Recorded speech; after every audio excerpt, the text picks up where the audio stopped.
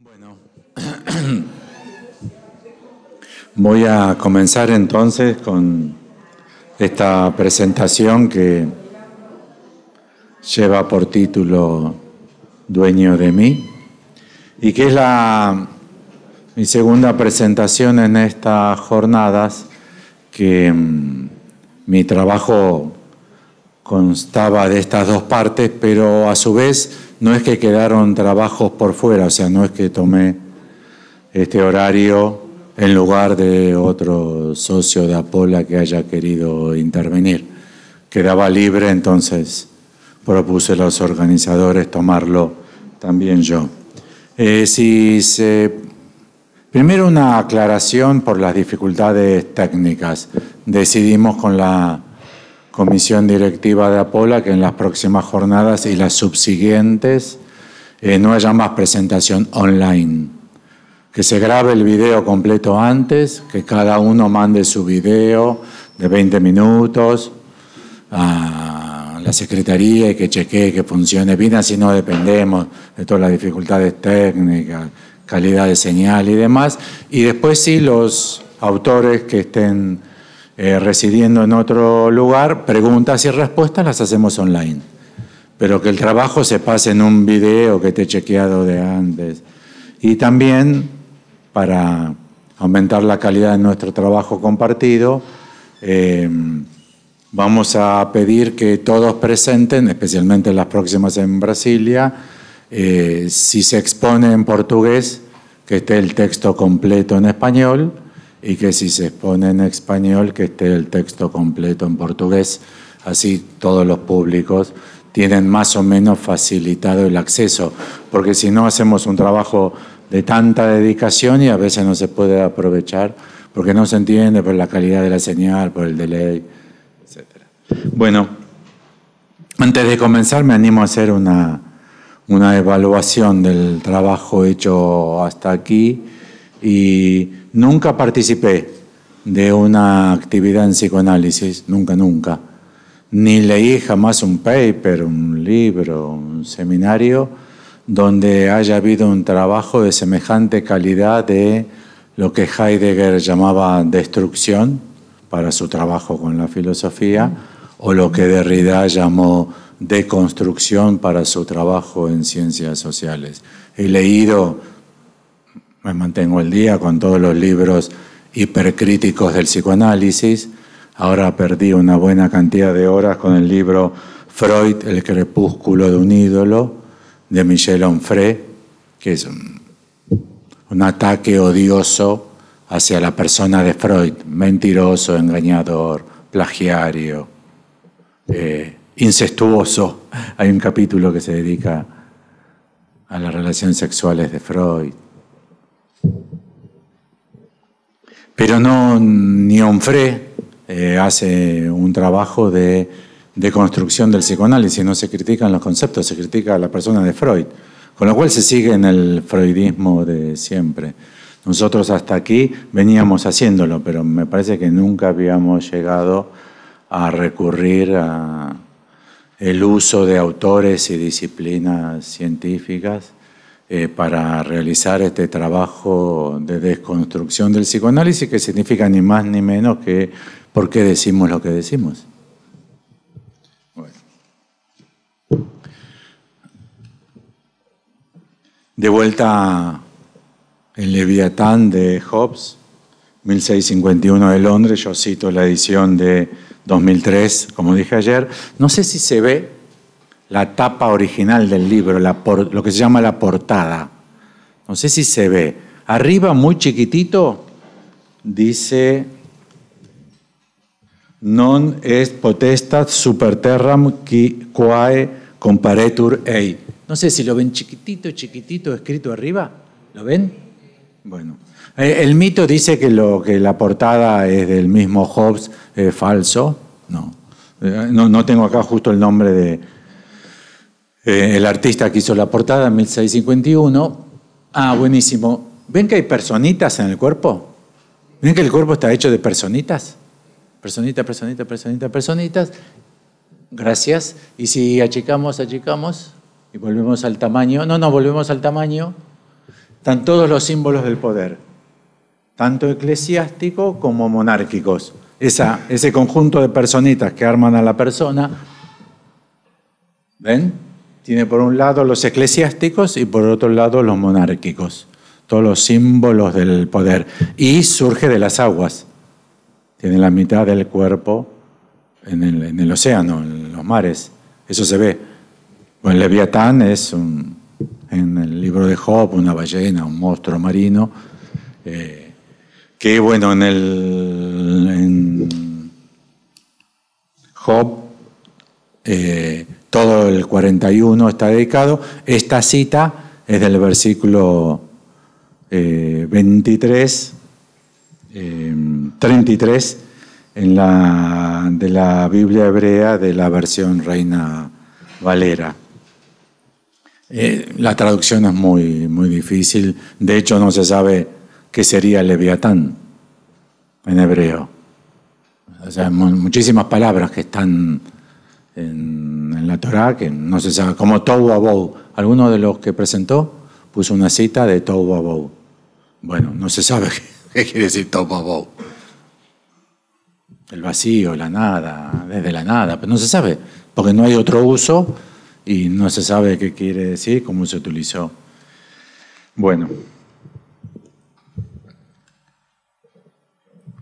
Del libro Galileo, aunque sea de Salvat, que es una editorial no muy prestigiosa, es excelente, excelente, excelente, magnífico, se lo recomiendo, incluso es cautivante. Hem Leven es el autor, no tengo referencias sobre él, de todos los libritos rojitos que se vendían en los kioscos de Buenos Aires, de esta colección, de Galileo. En la página 30-31 dice: el desarrollo de la conciencia humana, bueno, son otras disciplinas con otros conceptos, el desarrollo de la conciencia humana a lo largo de la edad moderna, eso estamos trabajando, la modernidad. O sea, sobre cuáles argumentos opera la posmodernidad, sobre la modernidad al menos.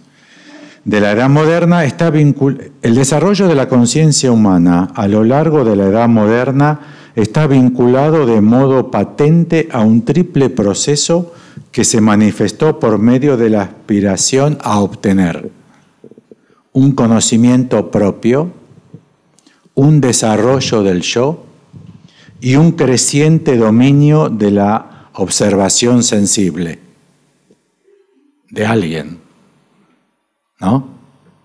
Observación sensible de alguien. Galileo, el telescopio, los otros filósofos que decían, eclesiásticos que decían, no hace falta mirar por el telescopio. Las Sagradas Escrituras dicen lo que dicen. La discusión con Galileo era justamente esto es lo que está en juego, el yo. O sea, ayer trabajé pulsión de muerte, agresividad, cuál es el origen de estas concepciones. Ahora vamos a trabajar el yo. El conocimiento propio, el desarrollo del yo y un creciente dominio de la observación sensible. Si ustedes quieren, todo el turismo, que es la industria más potente de la actualidad, el turismo está basado en estos tres principios. ¿Entiendes? Si hay necesidad de viajar, es por estos tres principios, si no, ¿para qué viajar? Ves una foto de Roma, o tu cuñada te muestra una foto de Roma, y ya está. ¿Para qué tenés que ir? Le dicen, te compras un libro sobre Roma, pero eso no sería conocimiento propio, como uno conociendo al mundo se expande y se desarrolla, porque hay que conocer otra cultura. Y el dominio de la observación sensible, los perfumes, todo el turismo está basado en esto. Sigue la cita: así que la vida de Galileo está bajo el signo de la lucha contra la autoridad de Aristóteles. Así, el que la vida de Galileo esté bajo el signo de la lucha contra la autoridad de Aristóteles se puede entender como una necesidad de desarrollo histórico, no como una posición de Galileo. Es lo que estaba en juego, es la discusión. Si ustedes quieren, incluso desde Copérnico. Ustedes saben que Copérnico había escrito las revoluciones de los cuerpos celestes, de las esferas celestes, 75 años antes del juicio a Galileo. Galileo fue enjuiciado por la Inquisición, tuvo que abjurar, no sé si ustedes recuerdan, y ahí lo aislaron y durante varios años no podía recibir siquiera visitas, ni de su familia, ni de amigos. Tenía prohibido encontrarse de a 3 personas. Antes lo habían quemado a Giordano Bruno y a Copérnico no le pasó nada porque se murió. Bueno, entonces, de lo que se trata es que el nuevo yo, o sea, el yo de la modernidad, quizá la esencia del problema de la modernidad occidental sea la puja entre la autoridad y el yo.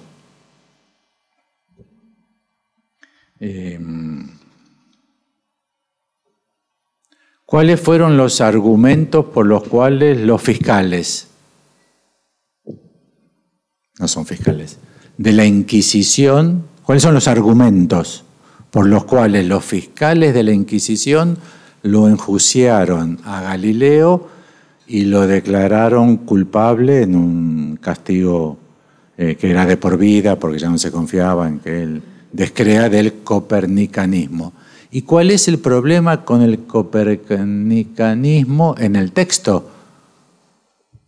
Heliocentrismo, geocentrismo, podremos decir. No es ese. El problema del argumento es falso todo lo que dijo Copérnico, todo lo que defiende Galileo, y Kepler tiene una posición ambigua, y aunque sea más subversivo sus descubrimientos astronómicos, no tuvo un juicio inquisitorial, es este. Josué 10:12. ¿No? Se leyó ahí. No sé si lo conocen, lo que tienen un poco de formación cristiana o judío quizás sí. Dice: Sol, detente en Gabaón, luna, párate sobre Ayalón. Cuando los judíos salen de Egipto y vuelven y tienen que conquistar, hubo un problema que a los generales no le daba el sol, ¿entienden? Y el versículo siguiente dice: y el sol se detuvo y la luna se paró. En Google lo pueden buscar fácil. Gabaón, bueno, Josué 10:12. ¿Entienden el problema? Que si se acepta el copernicanismo, o sea, el heliocentrismo, hay que desmentir la autoridad de la Biblia. Porque entienden que si el sol se detiene y sigue iluminando para que las tropas puedan atacar, es porque el sol gira en torno. Si la Tierra gira en torno al sol, que eran las observaciones de todos los astrónomos de la época, la tenían, el telescopio no lo inventó Galileo, fueron los holandeses, están los nombres, etc. El problema es el problema de la autoridad. Y la modernidad es la construcción de ese yo, que es un yo que dice: el saber que he de admitir es aquel que puedo verificar yo. Hoy todas las discusiones políticas, en el fondo, pasan por este punto. No, pero eso es fake news. No, bueno, yo leí un paper que dice que sí. Y bueno, yo leí un paper que dice que no. Y ya está, murió la discusión, ¿entienden? ¿No? Porque yo leí, yo vi, se detuvo ahí. Este nuevo yo, estrictamente hablando, que es el yo de Freud, o sea, el yo de Freud es un yo biológico, pero pudo prosperar la teoría del yo biológico de Freud porque se articula perfectamente al yo de la modernidad. El conocimiento propio, el desarrollo del yo, el desarrollo en el sentido de amplitud, de ser más amplio, y el creciente dominio de la observación sensible. Es el yo de Freud. Freud solamente le dio el modelo biológico para hacerlo más convincente, pero ya estaba acreditado. No se olvidan que Freud se pone en relación a este momento histórico, ¿no? Copérnico, Galileo, Darwin, yo. Freud, ¿no? Copérnico, Galileo, Darwin y yo. O el psicoanálisis, dice Freud. El psicoanálisis es un eufemismo de Freud. Y el momento histórico en el que estamos trabajando es la Iglesia y la Reforma, Lutero, Calvino, que si no hubiese sido por la Contrarreforma, Concilio de Trento, cuando fui a visitar a Mauro por unas conferencias que él organizó en Italia, me contrató un hotel que estaba a la vista así, enfrente, estaba el castillo donde se hizo el Concilio de Trento. Y está exactamente igual. Es increíble. Entonces tenemos, ven, ¿no? La caída de la autoridad, ¿la ven ahí también? La autoridad de la Iglesia, el Papa. Lutero y Calvino son sin Papa. No está la autoridad papal. Después la Contrarreforma. Bueno, guerras tremendas en función de la Reforma y la Contrarreforma. Monarquía, democracia. Todo jugado en el mismo periodo histórico. Ciencia medieval, aristotélico, ptolemaico para este problema, versus la ciencia moderna, y el feudalismo, el señor, versus el mercado y el capitalismo, que cualquiera que no hace falta nada. Si hice un buen negocio y conseguí capital y compro algo y consigo más capital, no hace falta que mi padre, que mi familia, no hace falta nada. Es la lógica de cualquiera, el capitalismo en el mercado, la lógica con la que se sostiene es que cualquier yo, no hace falta ningún tipo de filiación a ningún tipo de autoridad. Bueno, y ahora se pone un poco más espesa la cosa. Hasta ahí un poco de análisis histórico crítico que nos falta bastante. Por ejemplo, yo no tenía estudios históricos críticos sobre la construcción del yo moderno. Hoy vamos a trabajar Crawford McPherson, al que arribo. Los días me preguntaban, ¿pero cómo llegaste? Al que arribo por Sachlin. Sachlin, recomiendo. Para conocer gente no hay nada mejor que un libro. Bueno, y acá se llega a la paradoja de la modernidad. La paradoja de la modernidad. Quizá el tema del trabajo de McPherson. Y es, ¿cómo se asocia el socio a la sociedad? ¿Sí? Trabajé hace muchos años con algunos de ustedes La sociedad de los individuos de Norbert Elias. El título ya es una paradoja, ¿no? La sociedad de individuos, o sea, lo aislado de la sociedad de los aislados de la sociedad, que es el problema también de lo que implica políticamente el individualismo moderno. Entonces, la paradoja con la que nos encontramos es que a más autoridad, en el sentido de la iglesia, el señor feudal, el rey, a más autoridad, más sociedad, porque a más yo, que es la caída de esas autoridades, menos sociedad.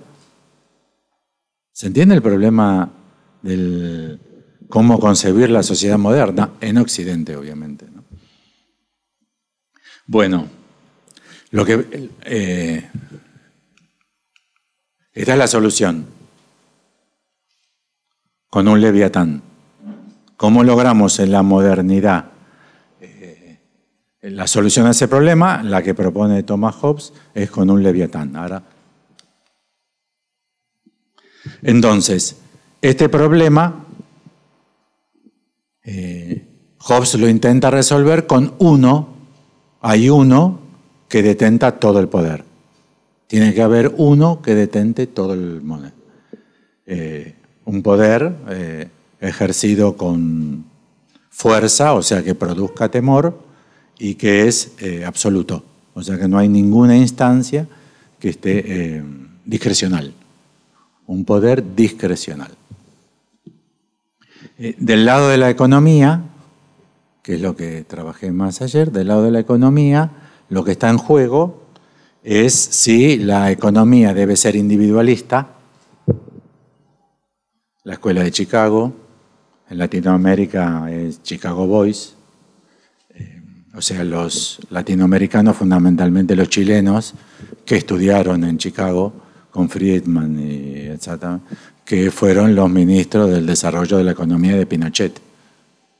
Y de hecho Friedman fue a Chile en plena dictadura asesina, premio Nobel de Economía, varios de los de Chicago son premios Nobel de Economía, a alabar la dictadura asesina de Pinochet, porque así, en un país tan lindo como Chile, se iba a desarrollar económicamente. Entonces, la posición en la economía es la economía de mercado, que significa menos Estado. O sea que la acción individualista de los miembros de la sociedad produce el equilibrio que hace falta para superar el problema. Y el problema es la inflación. Tampoco eso lo inventamos, parece que los argentinos, ni el dulce de leche, parece que la inflación. Lo que sí en cantidad estamos por la final del mundo, pero bueno. Y del otro lado, el keynesianismo. O sea, es el Estado el que debe regular con la intervención monetaria los problemas de la inflación. O sea, más Estado, o sea, más un control de la sociedad por la sociedad, un Estado democrático, obviamente, o un mercado independiente donde juegan todos los empresarios su juego sin ningún control, que lo que significa directamente es menos Estado.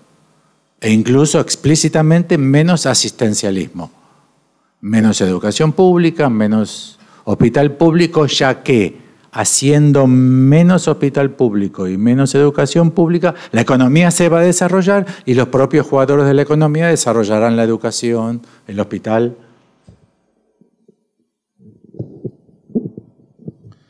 Bueno, en América Latina, Pinochet es el representante de todos los artículos, y en el norte Thatcher y Reagan. Margaret Thatcher y Reagan Pinochet son los tres representantes puros, los más extremos, de la Escuela de la Economía de Chicago. Y a nivel, es un corte artificial que hago yo. De hecho, este cuadro lo hice yo. Es como Misión Imposible, que escuchaba el mensaje y se iba a destruir a los 5 segundos. Vieron que la cinta hacía psh, y se quemaba. Esto también es para nosotros ahora, ¿no? No tiene mal destino. En política lo mismo. O políticas que tienden a un control social de la sociedad, los socialistas en el sentido puro, o el líder tipo Leviatán. Les guste o no les guste. Yo armé esta lista, perdón a los que no les gusta, pero es la lista. Líderes masivos con control casi absoluta de la gestión del Estado hasta su muerte. En ruso, en alemán, en italiano, en español y en chino. O sea, una ensalada perfecta. Stalin, Hitler, Franco, no sé si hacemos un equipo de fútbol, pero de bola y sale. Mussolini, Perón, Fidel y Mao. Todos líderes con un control cuasi total de la gestión del Estado, del partido político, de las políticas que se ejercieron en sus sociedades, hasta su muerte, que es el modelo del Leviatán. Sorprendente que se haya realizado así con esa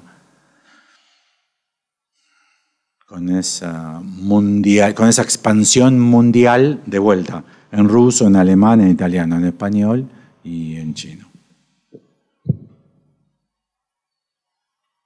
O sea, o inmixción de otra edad, o un individuo perfectamente dominante de sí y de la claridad política de la gestión que debe ser seguido. Es el líder. Casi todos estos líderes, casi todos, así una búsqueda rápida, no tengo tanto tiempo para profundizar tanto, casi todos fueron llamados padre. Casi todos fueron llamados padre. Casi todos. Bueno, de hecho, Stalin se lo llamaba papito. En ruso se le decía cariñosamente. Hay que llamar cariñosamente a Stalin. Stalin no ganó el campeonato del mundo igual que Cristiano Ronaldo, porque estuvo Hitler.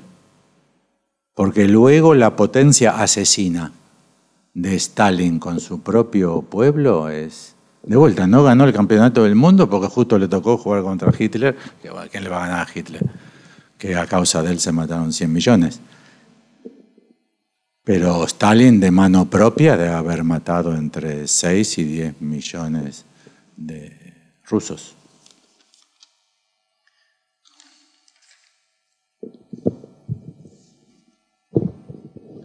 Entonces, siguiendo a Marshall Sahlins, llegamos a Crawford McPherson y volvemos al planteo que ya he realizado de la necesidad de pasar en psicoanálisis de la economía naturalizada de Freud, Melanie Klein, Anna Freud, Donald Winnicott, Jacqueline Miller, Dolto.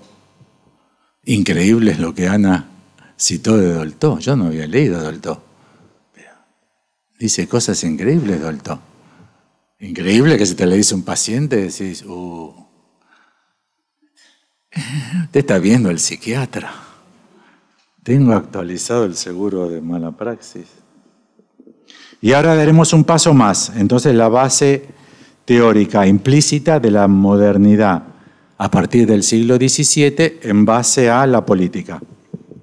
Y esto, lo que voy a proponerles, es que la base de la concepción política tácita, implícita de la modernidad, propone McPherson así, que es dueño de mí.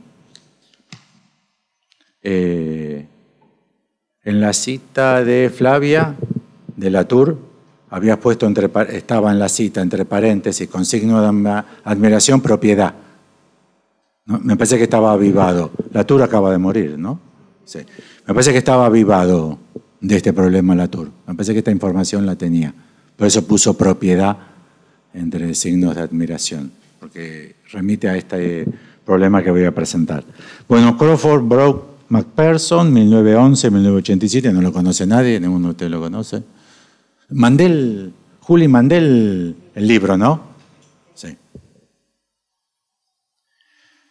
Profesor canadiense de la Universidad de Toronto, 1911-1987. Si les suena McLuhan, de la misma universidad, o sea, la Universidad de Toronto, 1911-1980. Y McPherson, 1911-1987, o sea, coetáneos total. McLuhan es el de la galaxia Gutenberg. Para los que presentaron sobre cibernética, ¿cómo se llama él? No, bueno, ¿quién presentó de cibernética? Ah, Juan, perdón, me equivoqué, Juan. Él escribió la galaxia Gutenberg. La galaxia Gutenberg dice que con la imprenta surgió una nueva, no un nuevo mundo, una nueva galaxia. Y lo que propone es que con la cibernética también. O sea, lo que propusieron en la mesa, ya está. Galaxia Gutenberg, no sé, debe ser de 1954, 1955. Y ahí propone el Homo typographicus, de la tipografía. O sea, hay un nuevo hombre a partir de la imprenta. Gutenberg no está tan lejos de donde estamos. Copérnico, Galileo, no, estamos por ahí. Y si le dan ganas, también es el de la aldea global. O tribu global. Si le dan ganas ir por el lado de Homo cyberneticus, les advierto que ya está. Ya existe. O sea, hay un libro que se llama Homo cyberneticus.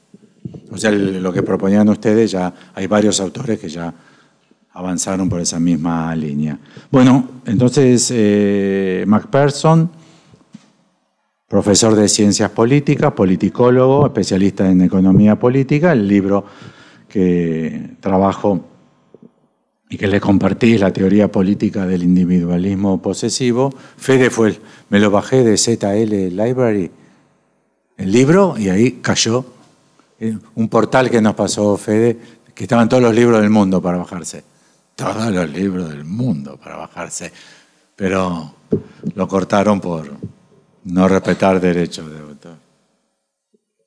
Bueno, es un politicólogo entonces que no se sabe si fue neomarxista, si fue socialista y polémica, o si directamente propone un nuevo proyecto de sociedad capitalista.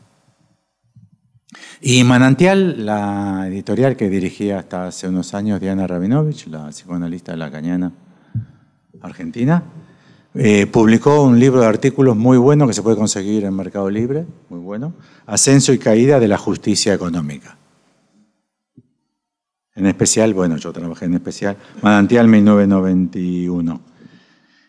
Yo trabajé la economía política de Hobbes, que es un artículo de ese libro, que es del 1983 y que está en páginas 167 y 181.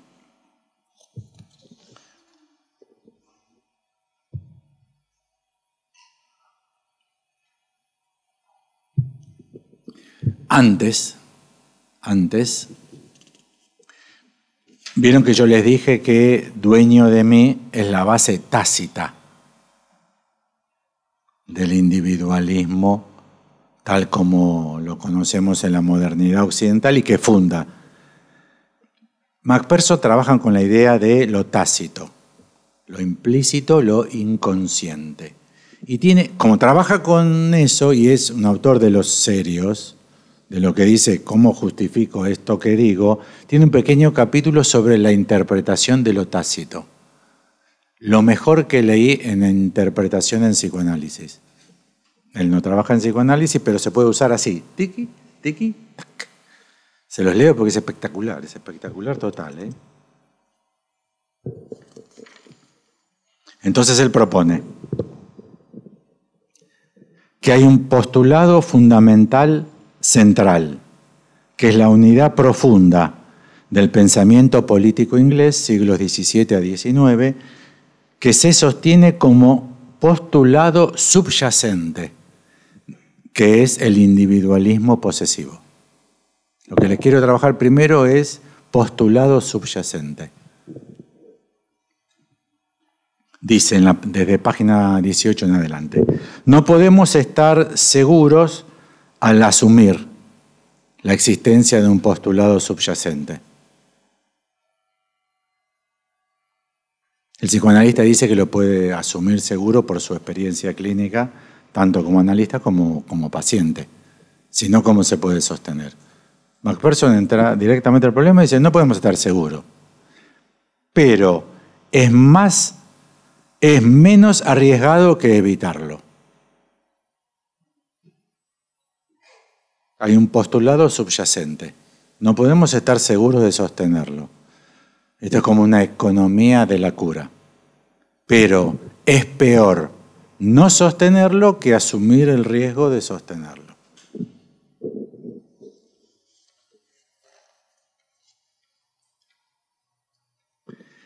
Decir que un teorizador no ha formulado, no digo las páginas, está en la primera página del libro que le mandé, desde la 16 a la 21. No perdamos tiempo. Y aparte distrae. Decir que un teorizador no ha formulado explícitamente uno de sus supuestos no puede ser afirmado con seguridad. Decir que son o que es necesario lógicamente haría suponer que el pensador es estrictamente lógico. ¿Entienden? Un paciente viene y propone un argumento. El síntoma sería algo que es disonante en ese argumento. Porque si es consonante con el argumento, no va del psicoanalista, ¿no? Si estoy mal porque no tengo trabajo, ¿y qué? ¿Voy a estar bien? No voy a un psicoanalista porque estoy mal porque no tengo trabajo. ¿Qué voy a otro lugar, en todo caso, a hacer otras cosas, pero no voy a un psicoanalista. Ahora que conseguí trabajo, ¿estoy peor? Eso sí. Porque yo supuse que estaba mal porque no tenía trabajo. Ahora que tengo trabajo, estoy peor. Esto no va, ahí sí va.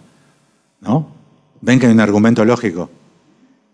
Hay un argumento lógico. Decir que el teorizador, o sea, suponer que el analizante o su texto es coherente, decir que un teorizador no ha formulado explícitamente uno de sus supuestos no puede ser afirmado con seguridad. Decir que son necesarios lógicamente haría suponer que el pensador es estrictamente lógico. Y Macpherson dice, lo que es poco prudente es decir, que cualquiera es lógico en lo que arguye, o dos, puede tener otra concepción de la lógica. ¿Sí? ¿Me siguen? Pero no por la falta de certeza deja de ser muy sólida la hipótesis, ya que, uno, deliberadamente el autor pudo omitir el postulado para no irritar al lector. Salman Rushdie. Salman Rushdie no lo omitió. Y está todo despanzurrado en la cama de un hospital porque le aplicaron la fatua, le implicaron la fatua 32 años después de haber escrito el libro, una persona que no lo leyó. Ustedes saben que el que lo acuchilló dijo no, que él no había leído el libro. No sabe lo que dice. Pero si el ayatolá había dicho que había que matarlo, Cat Stevens dijo que sí, que había que matarlo. Cat Stevens, el hippie de la guitarrita, ahora se llama Yusuf Islam. Ahora, hace 30 años que se llama Yusuf Islam, Cat Stevens, y dijo que sí, que había que matarlo a Salman Rushdie. Yo lo leí, no sé si ustedes lo leyeron, los versos satánicos. Y cuando lo leía, lo compré, fue bestseller después que lo acuchillaron. Pobre Salman. Lo compré 2 días después que lo acuchillaron, a ver qué dice, como para que... Y la verdad que sí pensaba, ay, podía no haber puesto así, podía haber puesto un nombre, no hacía falta que ponga Alá, podía haber puesto Roberto, todos hubiésemos entendido, ¿no? O pues puntos suspensivos, porque él, puntos suspensivos, quiere, no quiere, ¿no? La censura que da a entender. Con lo cual, alguien pudo no ser lógico porque la cláusula lógica deliberadamente no la pone por temor a irritar. Y 2, no lo explicita debido a que supone que sus lectores comparten alguno de sus supuestos. Es obvio. No te lo voy a explicar porque es obvio. Ahí está el trabajo del analista fino. No, y bueno, sí. Y reaccioné con lo que me había hecho y claro, es obvio que reaccioné. O sea, ni me pregunto por qué reaccioné porque me resulta obvio. Pero no explico por qué sería obvia mi reacción porque supongo que vos también compartís esa lógica. Pero, dice Macpherson, fueron mencionados casualmente como sin importancia, o B, fueron utilizados en el razonamiento de otra cuestión. Este es un psicoanalista. ¿Entendieron? No lo explicita debido a que supone que sus lectores comparten algunos de sus supuestos, pero estos supuestos fueron mencionados casualmente como sin importancia. Sí, porque es obvio que en ese caso... Y después te cuento lo que pasó. Es obvio. O B, fueron utilizados en el razonamiento de otra cuestión. O sea, otro reaccionó de esta manera y es totalmente razonable. Pero yo no digo que para mi reacción fue lógico. Ven cómo trabaja con el texto, ¿no? Él trabaja con texto porque él lo que analiza es el Leviatán de Hobbes. 3. El teorizador puede no ser consciente del postulado o puede no ser clara o plenamente consciente, pero lo que deja sin formular puede impregnar el pensamiento a pesar de todo. Y ahí deriva Macpherson. Existen suposiciones implícitas. Tales suposiciones, no es la repetición de los psicoanalistas. Vieron que los psicoanalistas dicen, ¿por qué le interpretaste eso? Por la repetición. Y es mentira que interpreta el psicoanalista por repetición. Porque si uno se fija la cantidad de veces que se repiten palabras o frases, sabemos que el psicoanalista no contó. ¿Entienden? Muchas más veces dijo, es un boludo, es un boludo, es un boludo, es un boludo, es un boludo. 2 veces dijo y le pegué una piña y el analista dice, ah, no, ¿y por qué le pegó una piña? ¿Y usted por qué me lo pregunta? Y porque lo repitió. Y el paciente podría decir, pero más veces dije que es un boludo y usted no me preguntó por eso. ¿Entienden? Que el analista también pregunta por lo que le llama la atención, no por la repetición. Es falso el argumento de la repetición. De hecho, lo más repetido es hola, hola, ¿qué tal? Hasta el miércoles, si se analiza los miércoles. ¿No? No hay nada más repetido que hola. ¿Y por qué me dice hola? Qué llamativo que siempre cuando llega me dice hola. Igual hay casos. Yo tenía un paciente que cada vez que le abría la puerta era presencial. Cada vez que le abría la puerta hacía... bufaba en la cara, así, y me decía... y después entraba. No me decía hola, me decía... O sea, ahí sí podría uno. Pero entiende que porque a mí me llama la atención que me bufen en la cara. Porque si no, ¿por qué? No es por la repetición, Existen suposiciones implícitas. Tales suposiciones implícitas le dan sentido o más sentido al razonamiento. Además, tales supuestos se hallan implicados repetidamente en varios razonamientos incidentales, o sea, sin importancia. Es el trabajo de un analista. No conozco mejor texto sobre la interpretación. Y la consistencia lógica de las teorías políticas, que es lo que va a hacer él, dice, es el punto de partida del análisis de McPherson respecto a una inconsistencia real o supuesta en una estructura teórica. La hipótesis, ¿entienden? Hay una inconsistencia. O sea, no solamente trabajar el supuesto implícito, sino que de aquellos supuestos implícitos trabajar aquel que lleva a una inconsistencia lógica, o sea, contradicción. Pero a este no le pegó. Y este hizo mucho más que lo que a usted dice que le hizo al que sí le pegó. Es inconsistente. No, me faltó el respeto. Pero a este le faltó el doble de respeto y no le pegó. Entonces, una inconsistencia lógica. La hipótesis general es que cada autor pretende ser lógico en su visión. Es si quieren ustedes, la mejor descripción de, entre paréntesis, S barrado, rombo A. La lógica del fantasma. La lógica del fantasma es cada autor pretende ser lógico en su visión.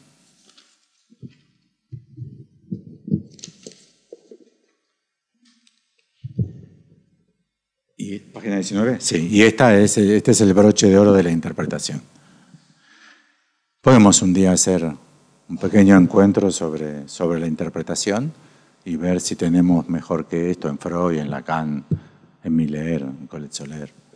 Página 19. En realidad, a veces el resultado ha mostrado que una incoherencia aparente no lo es cuando admitimos la existencia de un postulado implícito, o sea, inconsciente, tácito, o formulado imperfectamente, antes descuidado o al que no se le había dado importancia suficiente. Si yo se lo leo así, podrían decir, está bueno este párrafo de Freud. Yo no lo tenía Freud tan lógico. Sin embargo, por lo común el resultado ha consistido en mostrar que la teoría es en algunos aspectos estrictamente inconsistente, incluso o especialmente cuando se ha dado todo su valor a sus postulados implícitos. O sea que la potencia de esa teoría son los postulados implícitos, no los explícitos. Lo que el análisis consigue entonces no es la resolución de inconsistencias lógicas. Es espectacular. No resuelve la inconsistencia lógica, sino una explicación de cómo el teórico ha sido inconsciente de ellas. ¿Entendieron? No, pero es inconsistente su argumento, no es eso a lo que habría que ir, porque eso no es operable. Lo que es operable es, ¿y usted no se dio cuenta? ¿Cómo puede ser que no se haya dado cuenta de esta semejante inconsistencia? de toda suposición que implica el contenido implícito. Es psicoanálisis puro. No tengo una mejor versión sobre la interpretación. Y ahora sí, entonces.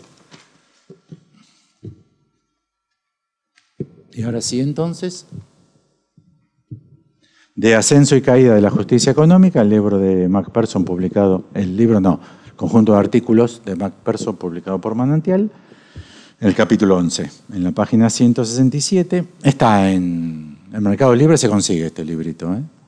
Y el de Macpherson en su momento también lo conseguí. Innecesario es decir que este enfoque nos abre un campo de indagación mucho más amplio que el de la teoría económica del siglo XX, que por lo general simplemente supone que las relaciones capitalistas de mercado son las ideales, las necesarias o por lo menos las únicas en las que puede basarse cualquier análisis que valga la pena. O sea que la economía propuesta por la Escuela de Chicago es, como leí de Bondón ayer, es natural que sea así. La economía es natural, o sea, es ideal, necesaria o por lo menos las únicas en las que puede basarse cualquier análisis. La mayor parte de los economistas modernos han olvidado o creen haber superado la economía política de Adam Smith, Karl Marx o John Stuart Mill. Economía natural por un lado, economía política por el otro. Esos economistas políticos clásicos vieron las relaciones económicas como ligadas con el orden político y los valores políticos, o sea, estilo Aristóteles. Ellos consideraban que el análisis económico era valioso por lo que podía aportar al desarrollo de los principios sociales y políticos. Entienden las dos posiciones, ¿no? Hay una economía que se origina en lo cívico y cuyo fin es aportar a lo cívico. Luego hay otra economía que es la economía individualista, la de mercado, la de la libre empresa, la libre empresa y libre competencia. Donald Trump. ¿Se acuerdan que había un reality, no sé cómo se llama, de Donald Trump que despedazaba a candidatos para ser empleados de él? Y había voluntarios para ser empleados de él. Es inconcebible, esa es la parte más inconcebible. ¿Quién quisiera ser empleado de este tipo? Y los despedazaba. ¿Por qué? Porque la teoría es darwinismo social. El más fuerte y el que sea capaz de sobrellevar todo mi maltrato es aquel que será el mejor gerente, porque homo homini lupus y la economía es una guerra de todos contra todos. Esa es una concepción, que es la del goce. El goce es mío, es mi goce, surge conmigo en mi individualidad y yo quiero obtener los máximos frutos de mi goce. O está la economía política, que se origina en lo cívico y cuya finalidad es lo cívico. Son las dos corrientes que me parece que en nuestro caso nos posiciona a Pola con una mirada que es importante que distingamos las dos posiciones, porque el psicoanálisis está totalmente fundido, disuelto en estas mismas problemáticas, salvo que las metáforas freudianas son de células. Pero también está la adaptación del más apto, la lucha por el alimento. Por eso para Freud, si a Freud se le dijese qué eurocéntrico, machista, patriarcal, clase media, élite universitaria que usted es, y Freud diría, claro, si somos los mejores. ¿Qué tendríamos que hacer con esos salvajes brutos que viven en la miseria? ¿Entienden? Freud no lo rechazaría, no diría, ay, qué vergüenza, no me di cuenta, me arrepiento de todo lo que publiqué. Freud diría, sí, claro, pero si somos superiores, ¿no los dominamos nosotros a todos ellos? Si los dominamos nosotros a todos ellos, pues somos superiores. Un poquito más.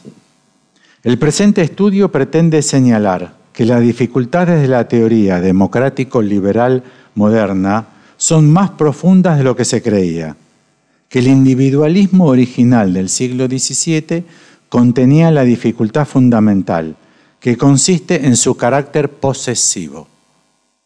Es un individualismo esencializado en lo posesivo, en la propiedad.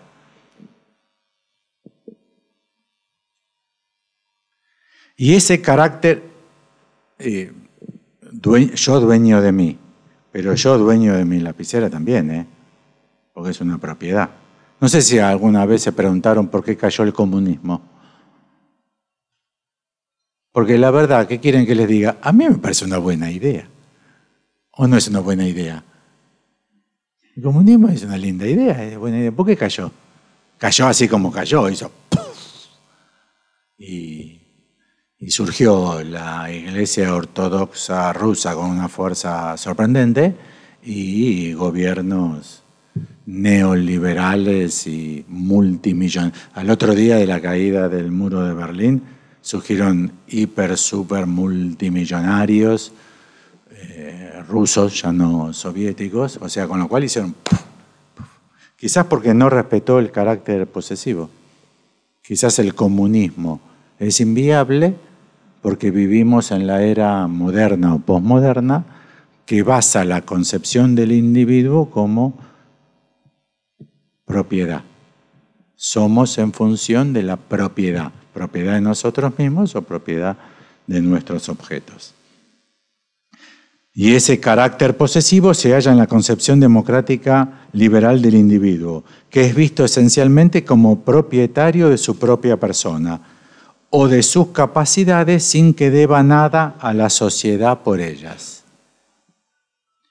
En Argentina, para los que no son argentinos y están presentes, hay una discusión bastante frecuente, muy en el candelero, que es sobre los planes sociales. O sea, hay una política gubernamental ya desde hace varios años que ha generado el sostén por parte del Estado de familias indigentes o pobres o gente sin trabajo, que se llaman planes sociales, que se distribuye dinero entre esa población que ahora llega al número más o menos, yo estoy al tanto bien, de 5 millones de personas. O sea, 5 millones de personas están sostenidas en una semipobreza. Y el argumento en contra de los planes, ¿cuál es? No son argumentos de la índole de la economía nacional. No digo que esté bien dar planes, no digo que esté mal, estoy discutiendo las bases argumentativas. Ni siquiera digo que mejor socialismo que Donald Trump, aunque no es de mi gusto. La mujer de Donald Trump, ahí ya estamos. Pero Donald Trump con el pelo ese así, color trigo y la cara roja, no es un personaje de mi gusto. El argumento es, yo trabajo y me consigo lo mío. Yo me consigo lo mío. Yo trabajo de lo que yo me consigo, que es mío. Este cochecito, esta herramienta, yo trabajo y consigo lo mío. Pero ellos no consiguen lo suyo. No son propietarios de las fuentes de sus ingresos. Se les brinda a otros.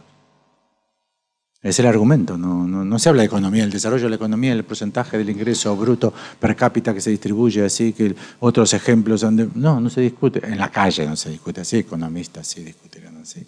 El individuo no era visto por la tradición democrático-liberal como un todo moral, tampoco como parte de un todo social más amplio, sino como el propietario de sí mismo. Y esto les propongo pensar, a mi entender, que ha fundado la nueva forma de la psicología, la nueva forma de la sociología, la nueva forma de la antropología, la nueva forma de la economía y ha dado las condiciones de posibilidad del psicoanálisis. Es este el problema de la responsabilidad. El problema de la responsabilidad que se aplica en psicoanálisis y que es una gran polémica del conjunto de los colegas, a diferencia de Apolla, es por esto. Porque uno es responsable de lo que uno tiene o le pasa, ya que uno es dueño de sí mismo. Y si vos sos dueño de sí mismo, y lo que te pasa es una responsabilidad tuya.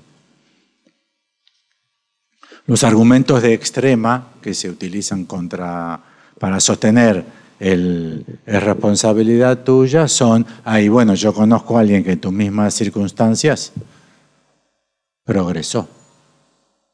Yo conozco 2 personas de la Villa Miseria, de la favela. Conozco 2 que ahora son psicoanalistas.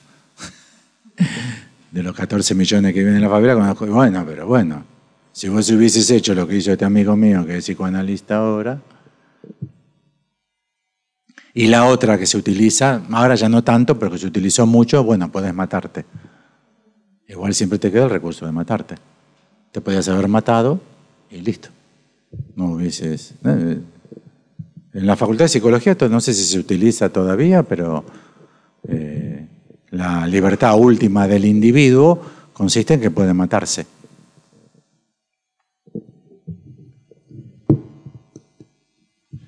Página 15. La relación de propiedad que se había convertido para cada vez más y más hombres en una relación críticamente importante, pues determinaba su verdadera libertad y su verdadera perspectiva de realizar todas sus potencialidades, se ubicaba en la naturaleza del individuo. Todos nacemos libres, pero entiendan que ahora libres tiene contenido, ya es operable. Libre quiere decir dueño de sí. En todo caso me puedo vender, pues yo soy dueño de venderme. La gran discusión en el campo del feminismo respecto a la prostitución. Esta es una discusión importante en el campo del feminismo. Porque hay mujeres que dicen, yo tengo el derecho de ser prostituta y ejercer la prostitución, o sea que yo soy dueña de mi cuerpo y yo con mi cuerpo. En cambio, otras posturas en el campo de los feminismos dicen, no, eso es consecuencia de la explotación social, histórica, crónica de la mujer, los hombres son abusadores que contratan servicios de prostitución, el Estado debería prohibir la prostitución. Y el argumento que está ahí en juego es que utilizan algunos grupos políticamente visibles en el terreno de la prostitución femenina, y yo soy dueña de mí, si quiero venderme, incluso si es mi recurso económico para mantener a mis hijos. Pero en todo caso estoy vendiendo mi cuerpo y yo tengo, incluso venderme yo tengo el derecho de venderme. El individuo es libre en la medida en que es el propietario de su propia persona y de sus capacidades. Lo esencial del ser humano es la libertad de la dependencia de las voluntades ajenas y la libertad es función de lo que se posee. No sé si ustedes tenían, yo no tenía, un argumento tan claro para pensar la libertad en el mundo occidental, capitalista, democrático, moderno. Libre es quien es dueño de sí y que puede enajenarlo, si quiere. Ese es el individuo. La sociedad se convierte en un hato, en un paquete. La sociedad se convierte en una palabra de uso poco frecuente en español. La sociedad se convierte en un paquete de individuos libres e iguales, relacionados entre sí como propietarios de sus propias capacidades y de lo que han adquirido mediante su ejercicio. Las imágenes anti-revolución bolchevique, doctor Zhivago. El 70% de ustedes no debe haber visto Doctor Zhivago. Es muy vieja, pero debe estar, no sé, en algún lugar. Lo que se ve es eso, una familia que tiene una casa y que de un día para el otro el Partido Comunista, los bolcheviques, le ponen 4 familias y le sacan los ambientes. Y una de esas familias que le quita un ambiente, le quita la tetera. Y la señora dice, mi tetera, la tetera. Y lo que se marca es eso, lo que era mi propiedad me es enajenado. Y en ese punto, estrictamente en ese punto, se ataca mi libertad. En el mundo moderno pasa más por la libertad de comprar. No tanto de poseer, sino ser libre de comprar. Yo si quiero me compro un televisor. Si quiero me lo compro.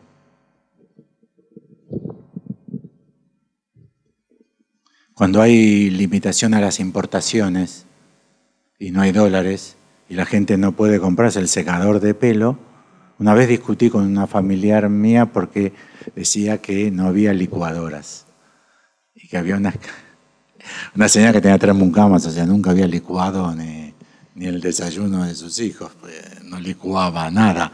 Pero una afrenta que sentía muy dolidamente, no hay que reírse, que sentía muy dolidamente a su libertad individual es si quisiese comprar. Ah, no, ¿qué licuadora? Era una plancha. Yo después fui a Coto y me fijé porque había planchas. No había 80 modelos de plancha para planchar la ropa. Decía, yo sí, pero no me puedo comprar una plancha. Si yo quiero comprar una plancha. Y eso decía que era un límite a la libertad que ejercía el gobierno, que por lo tanto no era democrático, porque se había atacado su derecho a ser libre, que es a ser propietaria, esta persona, de una plancha. La sociedad política se convierte en un artificio diseñado para la protección de esta propiedad y para el mantenimiento de una relación de cambio debidamente ordenada. Se le critica mucho a Macpherson que no distingue explícitamente, en política sí, explícitamente entre los que tienen todo y los que no tienen nada de nada, los ultra pobres. Y yo creo que no es correcta esa crítica a Macpherson. Yo creo que entre los ultra pobres opera también el derecho a propiedad. O sea, un trapo sucio. Que es mi trapo sucio. Es una porquería, sí, pero es mío. Y entre entonces gente en condición de calle, homeless, pueden estar matándose a golpes por una porquería. Para lo que nosotros sería una porquería. Y que en la vida cotidiana de esas necesidades tampoco cumple función. ¿Entienden? No es que uno dice, bueno, pero uno le está sacando la comida al otro, o le está sacando el agua al otro, o le está sacando el changuito, el carrito con el que desplaza todos sus bienes. Pero me parece que no es cierto, me parece que todos, después de estos 3, 4 siglos, estamos atravesados porque libertad, estrictamente hablando, es la condición de propietario. Y la fundación esencial de la condición de propietario es dueño de mí. De ahí viene dueño de mi cuerpo, dueño de mi potencia de trabajo, puedo venderla. Yo puedo vender, yo si quiero vendo, y si no quiero no vendo mi fuerza de trabajo, etcétera, etcétera. La sociedad política se convierte en un artificio diseñado para la protección de esta propiedad y para el mantenimiento de una relación de cambio debidamente ordenada. ¿Entienden? Entonces la sociedad está destinada a ser algo que proteja el derecho individual, no la sociedad. Y solamente interviene la sociedad dentro de esta lógica, que es la lógica absolutamente hegemónica, incluso más allá de las fronteras históricas de Occidente, solo cuando se considera que es indebido el régimen de intercambio. O sea, si una empresa en Estados Unidos compra todas las otras empresas que se dedican a lo mismo, o sea, se convierte en un oligopolio. Y al convertirse, primero no le permitirían en Estados Unidos por la ley ser oligopolio, o sea, ser dueña de todo lo que fabrican jarras de plástico. Igual en Estados Unidos las jarras de plástico son de China, no son de Estados Unidos. Pero si hubiese una fábrica no le permitirían comprar la última. Tendría que haber competencia. Pero si comprase la última y fuese el dueño de las últimas, porque ahí tuvo algún presidente amigo o el Congreso favorable, lo que no le permitirían es ejercer un aumento de precios exponencial por el hecho de que si no, no vas a tener una jarra, porque soy el único que hace jarras, ¿entienden? Se interviene en la relación de cambio que es debida. O sea, no se puede aprovechar. La sociedad está hecha para que sea justo. No puede ser que no puede ser que una mujer por la misma tarea cobre la mitad que un hombre por las mismas tareas. ¿Se entiende? La sociedad está destinada a que haya un intercambio justo, que es que a la mujer se le pague igual que a un hombre, pero no se ataca el derecho de propiedad. Eso es solamente intentar que sea justo el sistema de intercambios de la propiedad.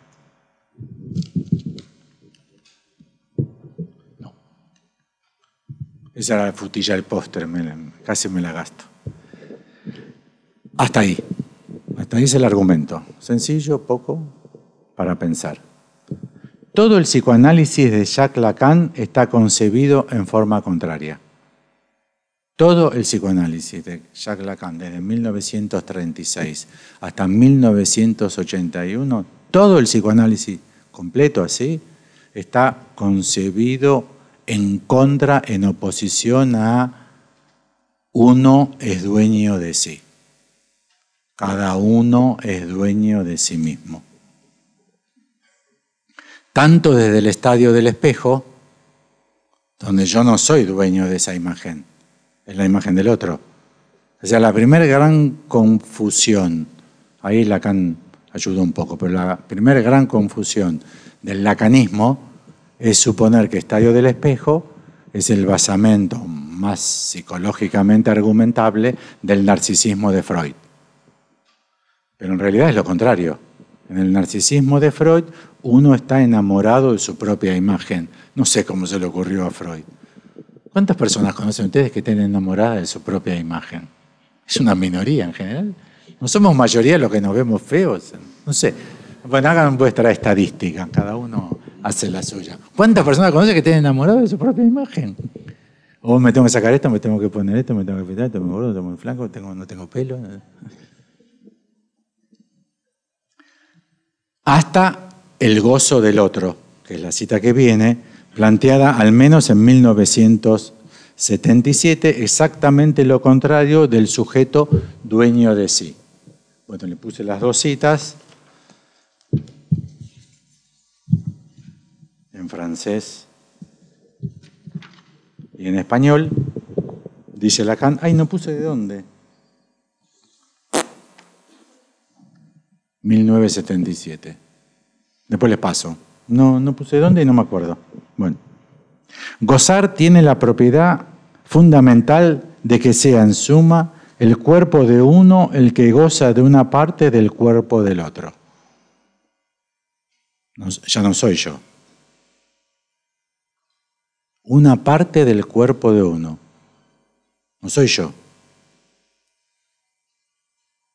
Gozar tiene la propiedad fundamental de que sea en suma el cuerpo de uno el que goza una parte del cuerpo del otro. Pero esa parte goza también lo que place al otro más o menos, pero el hecho es que no lo deja indiferente. Hasta puede producirse algo que sobrepasa lo que acabo de describir y que está marcado por toda la ambigüedad significante. Porque el gozar del cuerpo posee un genitivo que tiene esa nota sadiana sobre la que puse un toque. Cualquiera puede gozar de una parte del cuerpo del otro. Esta es la ley social de Sade. Quizás por eso fue preso, porque un aristócrata que vaya preso por tocarle la cola a una empleada en la época de Sade, y la historia de que la suegra estaba enojada con él y que fue preso porque la suegra estaba enojada con él. Quizá no. Quizá porque rompe con esta idea. ¿Entienden? Cualquiera tiene el derecho de gozar de una parte del cuerpo del otro. Ahora vas preso, ¿no? Vas en el colectivo, en el metro, en el bus, y hay una parte del cuerpo del otro, de otra, muy atractiva para vos, y vas y gozás de ella. Te dan un carterazo por la cabeza, 3 tipos te muelen a trompadas y vas preso. ¿Entienden por qué, no? Porque se altera la libertad. Y la libertad es que nadie tiene derecho a gozar de una parte del cuerpo del otro. Es la nota sadiana. Lacan dice que el goce se caracteriza. Entienden que la ambigüedad significante es el genitivo objetivo y subjetivo, ¿no? Hasta puede producir. Lacan es un tipo que cuando habla y cuando escribe lo hace contundentemente, no habla ni escribe a la sans façon. Hay que leerlo, detenerse en el renglón, en la palabra. Hasta puede decirse algo que sobrepasa lo que acabo de decir, el párrafo anterior. Lo que acabo de escribir, perdón. Y que está marcado por toda la ambigüedad significante. Porque el gozar del, ese del es el genitivo, que puede ser objetivo o subjetivo. Gozar del cuerpo posee un genitivo que tiene esa nota sadiana sobre la que puse un toque, o por el contrario, una nota extática. El éxtasis de las santas cristianas, Santa Teresa, Sor Teresa de la Cruz, no, bueno, ahora estoy muy fatigado. Sor Juana Inés de la Cruz. Nota extática, subjetiva, que dice que en suma es el otro quien goza. ¿Entienden? Está la santa en su celda, arrodillada, seguramente sobre piedras, sobre porotos duros sin cocinar, garbanzos, y libra su cuerpo al goce del otro. ¿Entienden? Dios goza del cuerpo de la santa, que es santa justamente por eso, no por su poesía. Por otra parte era judía, tampoco por el credo. Observan que el goce está puesto entonces, algo que escapa, el goce de Lacan, el concepto de goce. Puede ser que yo goce comiendo sándwiches de chorizo, supongan, puede ser, lo admito. La dieta no me lo permite, el hígado tampoco, pero supongan, yo puedo decir que gozo de comer un sándwich de chorizo. ¿Ok? El psicoanálisis no tiene nada que ver con eso. En todo caso, el concepto de gozo no estaría indicado para alguien que diga, ¿cómo me gusta el sándwich de chorizo? Me comí un sándwich de chorizo. No diría, ¿y qué? No hay nada ahí. Pero sí, el concepto de goce es porque justamente es el concepto, quizás de arribo, de todo este desarrollo de Lacan, que está en contra de ser dueño de mí. O sea, el psicoanálisis se vincula a esa dimensión de gozo que indica que mi gozo está puesto en relación a una parte del cuerpo tuya que puede gozar también. ¿Entiende cómo se me va, no? Ay, sí, más.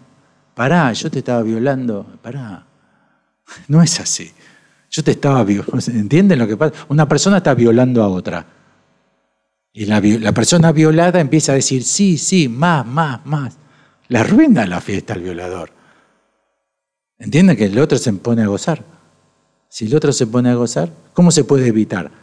Y ahí ya el gozo se fue para el otro. O directamente una parte de nuestro cuerpo puede perfectamente ser la expresión del gozo del otro.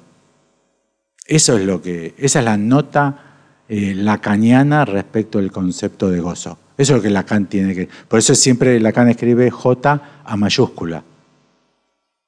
Y el psicoanálisis lacaniano moderno, a partir de una maniobra espectacular de Jacques-Alain Miller, al cual siguieron todos los psicoanalistas lacanianos, todos salvo nosotros quizá, fue recuperar los conceptos de Lacan, convirtiéndolos en conceptos freudianos y volver a que el goce es una responsabilidad mía, porque es de mi cuerpo real, que es el biológico mío, y del cual yo soy absolutamente responsable, pues soy el dueño.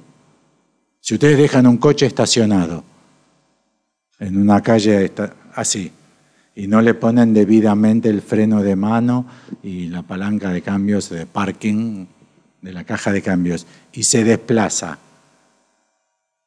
porque otro coche lo empujó, así, el coche estaba así, otro coche viene, pip, y el coche hace así, pup, y atropella a la viejita y la mata a la viejita.